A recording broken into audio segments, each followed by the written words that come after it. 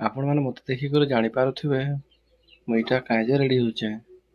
ଏତେ ସକାଳୁ ଉଠିକରି ମୁଇଁ ତ କେନ୍ ଗାଁ ଯିବାର ନାଇଁନ, ନେହେଲେ ତ ମୁଇଁ ଆପଣମାନଙ୍କୁ ଗୋଟେ ଦିନ ଆଗରୁ କହିଥିଲି ଯେ ନାଇଁ ମୁଇଁ ଅମକା ଗାଁ ଯିବାର ଅଛେ ବୋଲି କରି।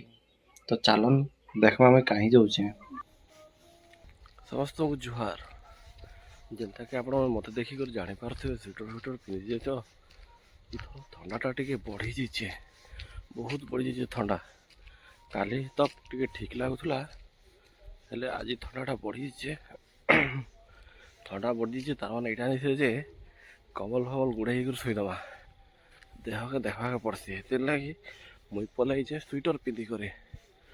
ସ୍ୱେଟର ପିନ୍ଧିକରି ବି ଆଜି ମୁଇଁ ମର୍ଣ୍ଣିଂ ୱାକ୍ ଯିମି।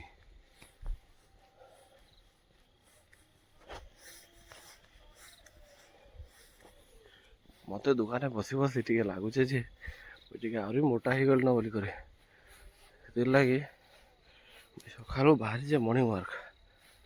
ଆଉ ଇଟା ମୁଇଁ ଡେଲି ଯିମି।